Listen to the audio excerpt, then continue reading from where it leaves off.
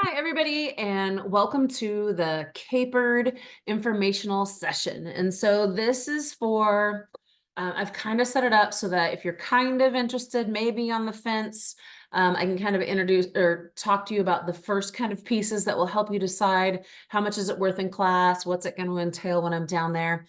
And then for those of you who are for sure going, you definitely need to watch this. For those of you who are on the fence or kind of wondering if you can, and if you should, definitely watch this. If you know for sure that you can't go, if you can't get work off, you know, whatever your reason is, then you don't have to watch this, but this is just kind of the information for that. So basically, the spring semester offers students an amazing opportunity to attend what's called CAHPERD. It's the California Association for Health, Physical Education, Recreation, and Dance.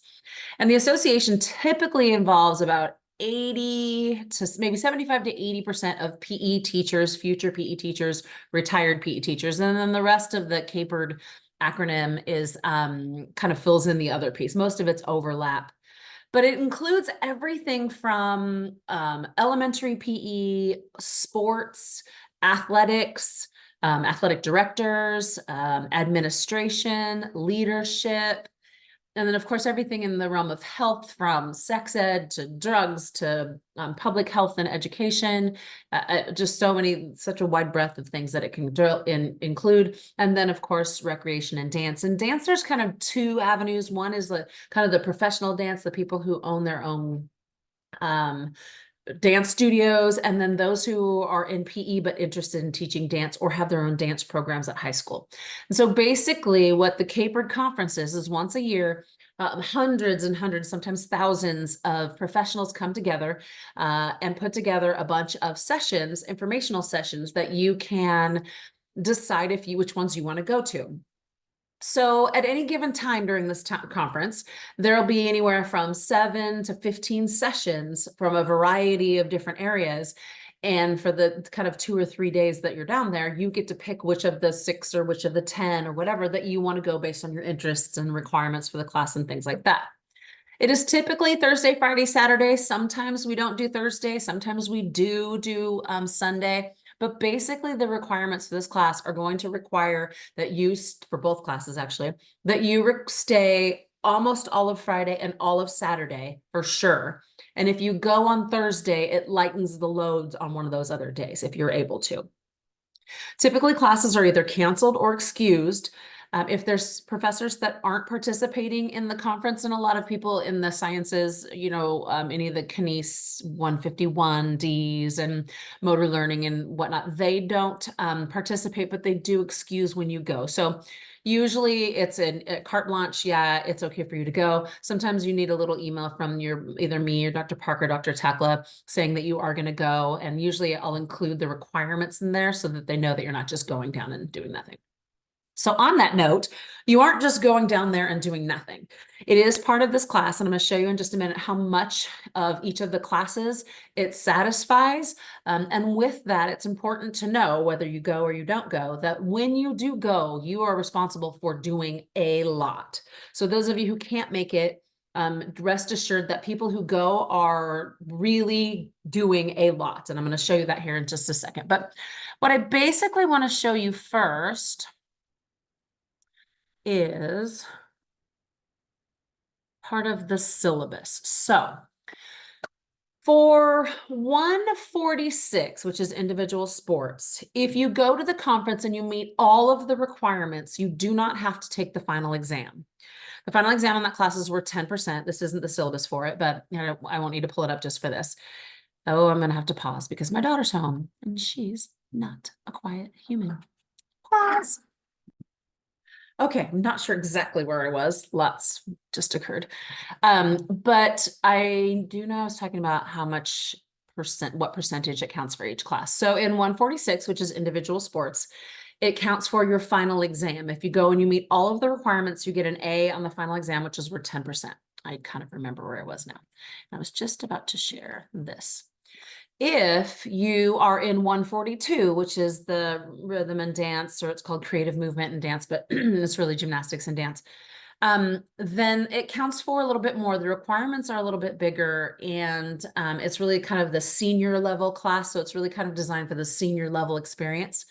And if you'd go and do all of the assignments that are on the CAHPERD checkoff sheet that I'm going to show you here in just a second, you get what's essentially 25% of the grade. So it's a really big deal. And what that means is 10% of your final exam will count for these points. And then this is the syllabus for 142. I think my dogs are going to start talking to you guys. I'm going to scroll down past objectives to assignments. So if you go to the conference and you meet all of the requirements for you being at the conference, you will get 10% for the final exam will be an A. And then the next piece is what's called dance in the community or dance experience and training. And basically what that is, if you decide to go to CAHPERD, and these dates aren't right here, but they are right on Canvas and they are right in the ones that I've sent you. So if you go to CAHPERD and you meet all the requirements, you will also meet these 15%. So for 25% total. For those of you who don't go to CAHPERD, or if you're still kind of watching this and you're on the fence and you decide that, I don't think CAHPERD's going to work for me for whatever reason, these are very easy to get and they're pretty fun to get. So typically anywhere from 50%, this year will be interesting, but 50% of the class doesn't go to CAHPERD, and the rest of you will just kind of go together or go with a significant other. And basically what you have to do is find 3 dance experiences, dance training experiences. It can be you go to a hip hop class or you go to a country line dance, and they have tons like at Stoney's and all sorts of different places like Graduate. I think there's a Graduate in Davis still open. They have like a educational, like 7 to 8 o'clock. They'll teach you all some line dances. 8 to 9 o'clock is like beginning line dance music. And then of course it's a bar after that. You're required to do 3 of those, 3 different ones of those experiences. And so they're super easy to get and really fun to get. If you don't go to CAHPERD, the option is very easy and you have all semester to do it. And so that's what this will count for. If you go to CAHPERD, meet all the requirements, you get this 15% and the 10%. Super important. I mentioned it in lots of different places. If you are in both classes, which a majority of you are, I think like 22 of you are in both classes, you can only use the credit for CAHPERD for one class. Usually everyone uses it for the dance class because we're 25% in that class. But you could, if you wanted to, use it for the 146 and just take the 10% final exam class. Okay, so, let's see. What I'm going to move to is the next piece is the requirements. So no matter what semester you're watching this in, because I'm kind of trying to present this as an overview of CAHPERD in general, and typically the requirements will be the same from semester to semester. Each class, no matter what class you take, you'll have a sheet that looks like this. It has all the requirements up here in this top box. It'll have some specifics about how you spent your time as far as the sessions are concerned. And then down here, it'll talk about the reflection, when it's due, what format, what has to be included in the reflection, and so forth. To show you kind of the differences or the similarities, I should say, in the 2 classes, this is for dance, and you'll see that there's this right here says 9 sessions. And basically this top box right here, this top box right here is the only thing that's different from 142 and 146. So if I toggle to this one, you'll notice that the differences are kind of here. So we'll start with 146 and then I'll go over to 142. If you only have individual sports with me this semester and you don't have 142, so you're just taking individual, you're going to go to CAHPERD, which is awesome. If you're only in that class and you go, and you're going to get your 10% for your final exam. These are your requirements. So you have to do all of them to get the 10%. So basically you are going to participate in 6 of any session whatsoever. Any session at all. It doesn't have to be dance. It could be all health if you wanted to. It could be all athletic director. It could be all sports. It can be all elementary PE, literally any session. I do have some suggestions down here, and one says look for future professional sessions. And basically anyone who is an undergraduate student or a credential student, you are future professionals. I kind of like it. It's kind of this optimistic amazingness to it. But those sessions will have free food sometimes, especially the ones around lunchtime, because they want to lure future professionals in to start to get you involved. And so basically in all these sessions that you're going to have, say there's 10 sessions at one time slot, you go through and you look at the titles and see what's interesting to you. And then make sure that you look, it's called the endorsing entity. It's a funny word, but if it's by, future professionals and elementary PE, and you are an undergraduate who's really interested in teaching elementary PE, that is like the perfect for you. If you are wanting to do things with coaching and sports or sports psychology, and you find a session that has total sports psychology in the title, and then it talks about, maybe a grade level that you're interested in, or it's endorsed by, sponsored, that's the word, sponsored by the secondary PE, and that's you want to teach high school PE and coach, perfect. So really kind of take a look at the sessions, their titles, their description, and who's sponsoring them, so you can kind of see the fit for you. I'll mention it later, or I think I mentioned in the other video. If you go in a session and you aren't learning anything, it's not interesting, it's not what you thought it's going to be, it is okay to leave. And I'll say it a lot of times, and people leave in mine all the time, and I'm never offended. Mostly, I think I just tell myself that sometimes there's a lot of sessions that are offered at the same time that you're interested in, and it's hard to make a decision. You're like, man, I want both of these. I don't know what to do. Many people will go to both. They'll start in one, get everything they can, grab the handouts, grab whatever, and then go to the next one. So sometimes it doesn't have anything to do with the session. It just has to do with the fact that there's two sessions that people are interested in. So don't sit into something that you're not interested in and waste your time. Even if you're sitting front center and it's a big distraction for you to leave, it is completely acceptable for you to leave in the middle. Okay, so this, again, from here down, on 146, you have to do 6 sessions. And then you're going to notice that's the same. 142, there's some specification that makes it a little bit different. So the very first thing that you'll notice is that you have to participate in 9 sessions. So this one is different from 146, and this one you have to do 9 sessions. And this time, 4 of them have to be dance. So you can't, you have to make sure that you attend something that you're interested in, and you must participate. You cannot sit on the sidelines and get credit for this one. And this one's kind of different because, and important that you make the delineation between performance dance and kind of this realm of people who own their own dance studios and are doing things like interpretive dance or ballet. Like, don't go to an advanced ballet session if you have never done ballet in your life, because the expectation is that you're going to participate. And you walk in there and everybody's they're long and lean and limber and in leotards and doing all these crazy warm-ups and crazy shoes and tying things on, and you walk in your PE clothes. So, clearly that's not the session for you, but make some good decisions. You have to go to 4 of them. The other 5 can be anything. You can be more dance if you want to, but whatever it is, 4 of them have to be dance, and you must participate in the dance sessions. That's not an option. So I'll be walking around most of the dance sessions. So if you're sitting on the sideline, you might as well count that as you didn't go to a session. Just a couple notes in here, and you can see, just for clarity, 2-hour sessions are worth two sessions. So if you go into something that's an hour and 50-minute long or 2 hours long, that's worth 2 sessions. It counts for 2. Just include it in 2 and you're doing your reflection. Let's see. This is kind of a funny place for it, but as many places as I can include the whole show up to registration early, I will. So let me just kind of talk about that for a sec. Registration is a nightmare.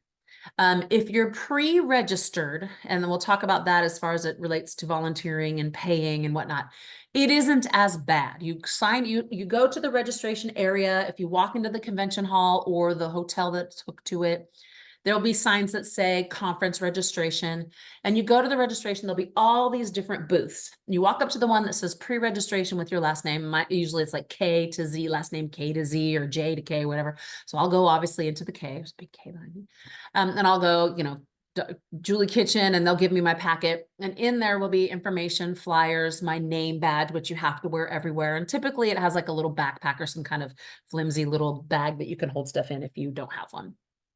If you're not registered, you will notice that there's a gigantic line of people who are filling out the registration paperwork, trying to figure out their payments. A lot of teachers come with POs, purchase orders that come from their school. That takes forever to process. We're trying to use Wi-Fi to process all the payments. That takes a really long time. So if you plan this out and you've got to be there you've got to be at a session at 8 o'clock and you show up at 7:45, you are not making it to the 8 o'clock session. Registration takes a long time. at least a half hour early, at least. So my goal for you is to, number one, pre-register. Sometimes you can't, that's not a perfect world. But number two, get there early, and then be bored instead of stand in line and be panicking. Drink your coffee, have a pastry. There's probably a Starbucks hooked to things. And so hang out with other PE people, kines people, Hornets, whatever, and just kind of get there and be ready to go plan out your day and whatnot. So 9 sessions, 4 have to be dance. You have to participate in the dance ones. The other 5 sessions, if they are participation based, I do want you to participate in as many things as you can, all while knowing that I don't want you to hog all of the volunteer spaces. Lots of people are coming and they want to play and volunteer and be in that realm as well. If there's 20 volunteers and 20 of them are Hornets, it's a bad look. So it's a thin line. Be amazing, volunteer, don't be volunteer hogs. Okay. So like I mentioned before, each of the kind of time slots are all specialized for different things. Either there's sessions, so like 9 o'clock, let's say, not 9 o'clock, because I know at 9 o'clock that's exhibit hall, but let's say at 10 o'clock on Friday and Thursday, it looks like. So this next piece here, what's called keynote speakers or general sessions are basically, instead of having 10 sessions all in different rooms at one time, nothing else is going on except for this one session. It's held in a big conference room with rows and rows and rows of chairs on a stage. And it's usually an hour. It looks like it's an hour and 15 minutes, an hour and a half in most cases here. And there are 3 of them at this conference. So there are no other things to do at that time. And you are required to go to 2 of those 3. So if you can't come on Thursday, you can still meet the requirements by going all day Friday and all day Saturday. If you can go on Thursday, you kind of lighten your load on the other days for many reasons, and this one is included. So these general sessions, sometimes they're called grand sessions, keynote speakers, they're all kind of the same thing.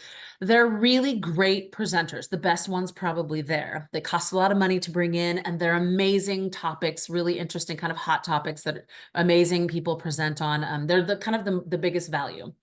I say that with a little caveat. Typically, the presentation is like 45 minutes long. The other part of the grand session, of the general session, is probably the most boring thing you're going to listen to, and I'm not going to lie. And so we'll talk about professionalism and not being on your phones and trying to be interested and being professional, because basically that's the time they share things like, I don't even know, treasury stuff. Like you don't care about that. I barely care about it, and I'm on the board.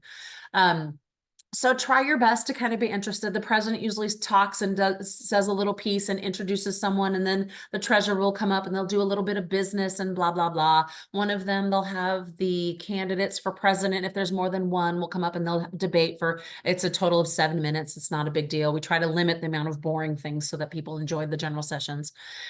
So basically you've got to go to 2 of those. Now, if you look down here, I'll toggle down a bit. For the 9 sessions, again, 4 have to be dance, 6 for the other class. You fill this out yourself. Don't have anybody else fill it out. Don't have the presenters fill it out. It'll be super annoying. You fill out the time, you fill out the title, you put the presenter's name. If there's more than one presenter, you only need to put one name. You don't need to put everybody's. Even if you put, I'm presenting with Dr. Park and Dr. Takla. I think Dr. Park is the first listed on the presentation that we're doing. You can put his name, but then I can sign it. It's not like, I know everybody who's presenting and I know people, and I know I should be able to cover that. So you fill this out, and then after your session, go up and have them sign and verify your attendance. Don't ever do it before. It's a big deal. You might see people try to do it, and you might see them get yelled at, because a lot of people sign up for things where they get paid for how many sessions they go to. And so what they'll try to do is they'll try to sneak in early with some excuse about, hey, I just want to get this early for whatever. And then they bolt and go to another one and get another signature because they're trying to make more money. So presenters are told not to sign early, and sometimes they get really pretty testy. So don't be those people. So for all 9 of your sessions, you'll do that. For the keynotes and the general sessions, you don't get a signature. It's a big, huge room with hundreds of people. There's going to be other people going up and getting, autographs, pictures, all sorts of fun stuff. And you don't need to be kind of in that mix, but you do need to verify your attendance. And how I want you to do that is I want you to provide me with evidence. And typically it's a picture of you in that session. Now, that can't be you in a chair with a white background. It can't be you walking in a doorway because it kind of looks like you're just walking right back out. Like, it has to be evidence that you are in the session. So take your face, then in the background of your, with a selfie, put the general session screen or the general session presenter or something so that I can go, yeah, you were there. Typically those come in as big group pictures because I definitely encourage you all to sit together so that you can kind of be like Team Hornet and Hornet family, not so that you can be off task, so you can help keep each other on task. But take a couple pictures of those and then that can be what you submit. But each of you will have to have your own copy of those pictures. You can't just submit one picture and I've got to go through and look who's there and give you all points. That will not happen. So on your paper that you turn in, you'll give me a copy of this sheet with everybody's signature. And then on your typed reflection, you're going to put those pictures of you in the grand session and the general sessions in the document. So you'll have a little bit of work to kind of organize this. So when you submit it, it's all in one document and great. So take a picture of yourself, no signature required. You got to go to 2 of the 3. Both classes are the same. The next thing is what's called the exhibit hall. And this box over here is just for you to go check when you're through with this. You can go check, and you kind of just, you're good. It's kind of a good place for you to kind of manage what it is that's expected. So the exhibit hall is a big part of the convention center, huge, that is a collection of everything from things that people sell to curriculum, projects or programs that they're trying to sell, 6 or 7 different equipment salespeople. We're thinking of the whole association. So there's a couple booths of PE equipment, PE uniforms, all sorts of different. Then there's like the fun t-shirts that have like quick and witty PE phrases on them. And then the fun ones are the health ones because, they teach sex ed and drug education. So they've got funny shirts. There's going to be things about conferences. So there's several conferences that go in the summer, and those are really great because 2 things. Number one, when you're a professional, you're going to want to go to those because they're like adult summer camp. These amazing conferences occur on campuses of the university. And so when you go there, you stay in the dorms, super fun. But for now, when you're a student, if you go to those, I think there's like 3 or 4 of them, they have student scholarships. In the last couple of years, we haven't even given those student scholarships. So pop in, get some information, walk the hall. Like I literally say, I want you to have you walked the exhibit hall yet? Because I want you to walk the exhibit hall. This year, and potentially most years we do this, but depending on when you are watching this current year, there's going to be a grand opening. And so from 9 to 9:45, that's the only thing that's going to happen at the conference at that time. So it's best to use your time to walk through it. It's a little bit crowded because everyone's doing it, but it's kind of fun to walk it and see it. I like to walk it when it's really crowded to kind of just see everything, figure out who I want to talk to later. And then once the crowds die down, I'll go back to the places that I was interested in and talk to them in a more non-crowded, crazy place. But definitely walk through it. There could be, and sometimes I don't know if there is this time, but there could be a place where it says, has bulletin boards and says, job opportunities or future jobs. And so that's something you should definitely, be looking for and see if you can take pictures of things like that. So this whole notion of this conference and the experience for you, and this kind of reminded me with the job board idea, is that I want to prepare you for your field. I'm going to introduce you to as many fellow Hornets, graduates, alumni that I can. I'm going to put you in touch with all the people that I think are important for you, especially if you're graduating. Some of you are graduating and leaving and not going to a credential program, and you want to, maybe you want to teach in San Diego. Everybody I know from San Diego, I'll introduce you to. I invite all the alumni to socials that you're going to be a part of. I'm invited to and sometimes required to go. And so this is really an opportunity for you to get your feet underneath you and the groundwork set for you as a future professional, because you're right there. So that's cool. So exhibit hall. The next thing you're going to be required to do is to volunteer for the conference in some capacity for at least 2 hours. So you may see that there's been a big discussion about 4 hours of volunteering, and hopefully this will continue for years in the future. So if you're watching this is true later, this is true for you as well. If you volunteer for 4 hours, you get your registration paid for. And that's usually a savings of anything from $55 to $75, which is great. There's a lot of a lot of organizing behind and around volunteering. And it's the hardest thing to volunteer because you are literally, first of all, working with 20 somethings, and you're trying to organize their schedule when you all don't know when you're going to be there. They don't know when they're going to need you. I mean, it's a really big sliding scale. So typically, even the week before the conference, volunteering is still very fluid and people move and I don't want to do it this time. And the person doing it has to be like an amazingly patient person because it's very, very hard to do. In addition, some of you have already registered for the conference and registered for volunteering and you haven't paid, and that is perfect. If you've registered for volunteering and you have paid for registration, so you registered for your 4 hours, which gave you free registration, but then you went ahead and paid for some reason, probably because the deadline was coming and you didn't really know what was going on and you were worried, and so you volunteered. You might get your money back, but it's a very long process and it won't happen until much later in the semester, if it happens at all. So hopefully you didn't do that. The emails that I have sent had many, I think one email said it 7 times, do not pay for registration. So hopefully you didn't and you're not in that boat. Kind of the two different things. For the assignment for class, you are required to volunteer for 2 hours. To get the registration free, you have to volunteer for 4 hours. So they're kind of two different things.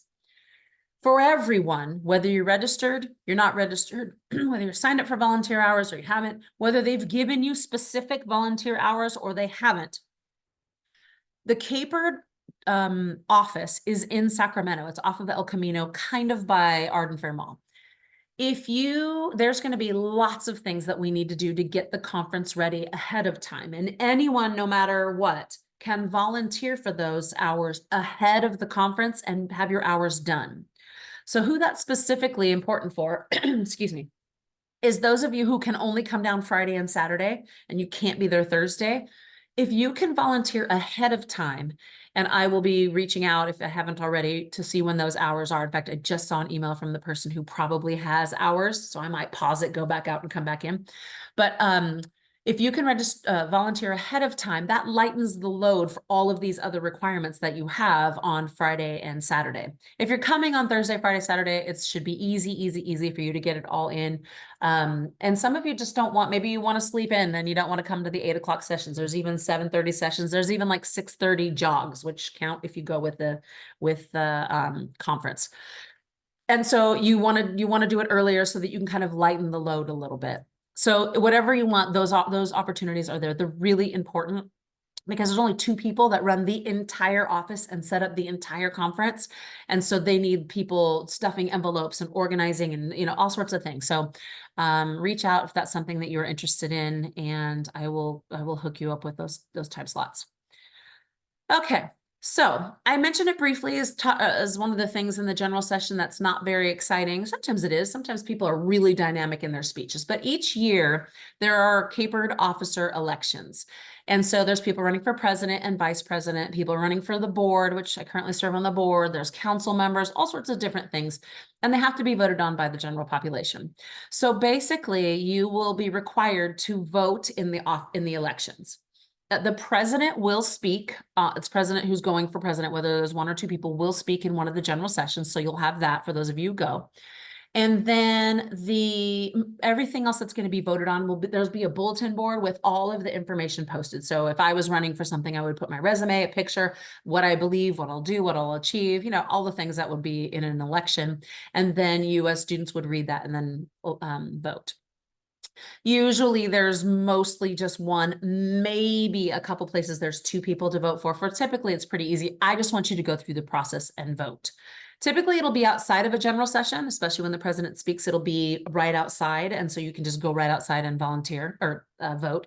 It's done electronically on an iPad. They look up your registration, make sure that you're registered not registered, make sure you're a member, and then you vote, and then you get their signature here.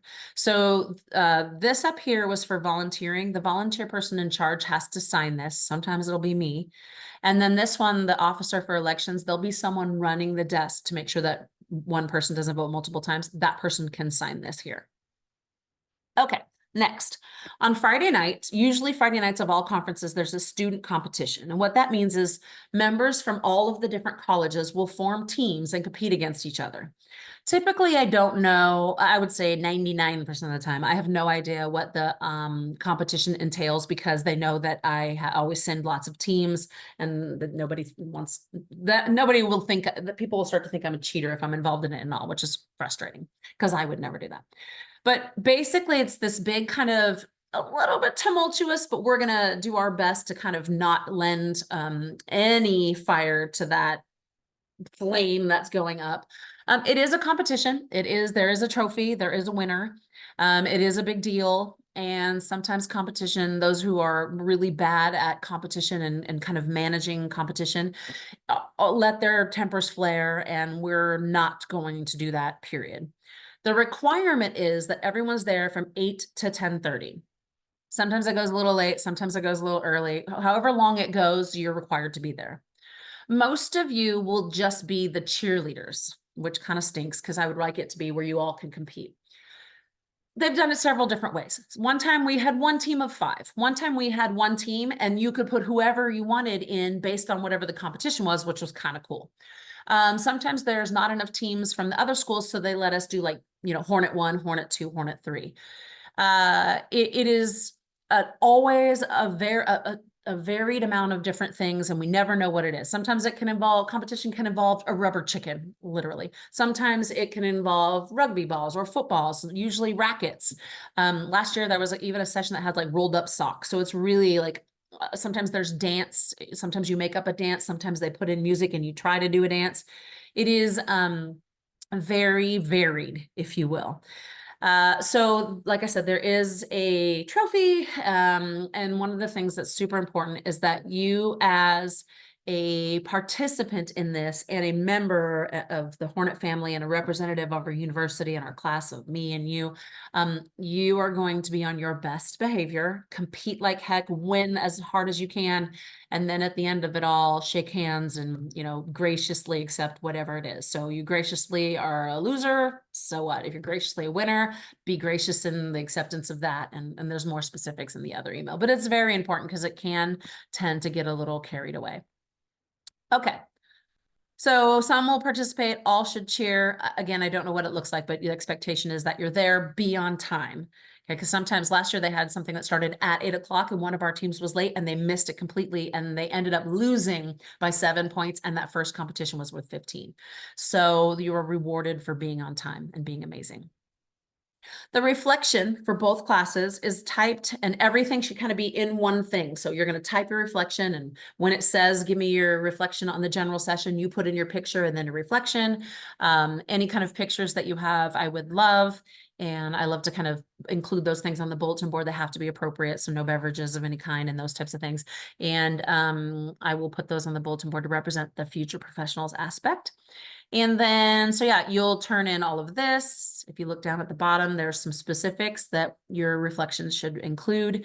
It is got to include, all of the pieces up here, and then you're going to have a detailed reaction to the session. And so don't tell me don't put the description from the program in there. Tell me what it was like with your words. Explain to me what it was, if you liked it, if you didn't, if it was relevant, if it was useful, whatever, how you think you might use it. Maybe you won't use it. Maybe you have better ideas, whatever it is, you do a reflection. So analyze, reflect, whatever that is. Don't just kind of regurgitate what was put in the program. Of course, a copy of yourself in each of the grand or general sessions, and then you're going to reflect on the all conference student competition. I was like, it's interesting to hear about your reflection from the competitive part, from a cheering standpoint, from everything. I'd really like to hear that information. And then an overall reflection as a whole. So all of these pieces, make sure include an image of these sheets. So you're going to include an image of this with all the signatures on it, of this with all the signatures on one document, and send it to me by March 12th. Righty. I think that was a lot. Save, sure. What else is here? 146. Okay, I want to. If you want any information right now, if you go on to CAHPERD, whoa, what happened? CAHPERD.org. Okay. Get to see it from the beginning. So you can go in here and you can click on conferences if you want. CAHPERD conferences. There's a place for exhibitors, which of course isn't you. You can go down here. This is the conference logo. So if you see this logo in the hotel or the convention center with the arrow, that's you. You're going to it, at least for this year. Conference information and registration. If you want more information, this will take you to the actual thing. Hotel reservation is typically here. Tentative schedule. The schedule is a little bit tricky unless you're used to a spreadsheet, right? When you get there, there'll be lots of lots of places with QR code because you'll have an app for all of this. So all of this information on this board right now, which just looks a little bit crazy, will all be on an app. And you know apps, you're amazing at them, super easy. The beauty of these is that it'll tell you all the titles at each time slot, and you can pick what's interesting. If you touch it, it'll give you the description. Touch it again, it'll give you all of the handouts so that you can access the handouts later, save them to your computer, whatever you'd like to do with them. And then you kind of click on what it is that you want to go to. And then you even throughout the day get messages that your session's about to start. Make sure you hustle to garden room 1 or whatever. Or this session has moved from garden room 1 to garden room 2. Apps are amazing. If you're interested now, this here is somewhat helpful. So where I need to get this Zoom stuff out of the way. Okay. Down here at the bottom, it says Thursday. So if you click on Thursday, this is all Thursday. Again, it is not user-friendly, but some people are very interested in what's going on right now. These are the types of things that you're going to see on Thursday. And then it goes this way pretty far. If you click on down here, this is going to be all Friday. Again, you go all the different time slots, all this way, lots and lots and lots. And then again, this is Saturday. So if you want to look now, you can see these kind of things. They are color coded. And like I mentioned before, elementary PE and dance is here. Elementary PE. These are all the different sponsoring. This looks like a big elementary day. Let's see if we can find. Elementary PE is usually pretty amazing. This is just straight PE and dance. That looks like diversity and social justice, which is this one. Amazing. Hopefully lots of you will be in there. She's awesome. Okay, why are things stuck? Oh, okay. So you can kind of see this person. Crazy. So there's lots and lots of different things that you can do. Yes, you can go to my sessions. Yes, you can go to Dr. Park and Dr. Takla's sessions. But if you're in there and you are sensing that it's just like class, then go to something else. Use your time wisely so that you can, learn more about anything that you're kind of interested in or anything that's kind of offered there for you. So I think that is pretty much everything kind of from this piece. There is always going to be time for you to send me questions that you have. It's super important that you answer all your questions before you go down there. I can't tell you that enough because I have a lot of roles and responsibilities when I'm down there. And so I don't want to also be kind of responsible for your understanding when you've been given kind of every opportunity to understand prior to the conference. So make sure that if you have a question, ask it. If you're down there and you have a question, I like to employ the ask 3 before you ask me. So ask 3 other people from our major. And if they don't, all 4 of you don't know the answer, then you can send someone to ask me. And then if all 4 of you really don't know, then it's definitely my fault. But typically people will know the answers to the questions. You just have to kind of ask around and then help each other kind of understand. So the conference is amazing. It is, Sac State is the #1 attending school every year. This year probably isn't going to be any different. We go in big packs and everybody's wearing their Sac State gear. And then, always be kind of cognizant that a lot of other schools might only have 2 kids there. And this big intimidating Hornet pack is pretty, intimidating. So invite people into the fun, into the reindeer games, take care of others because these will be your colleagues in the future. And even though they're currently not, they're your classmates, you're all kind of on the same team once you're out there trying to help people, become skillful and knowledgeable in the realm of physical education. So let me know if you have any questions, and I am here for you, especially before we go down. Yeah. And we'll be talking about this more in class.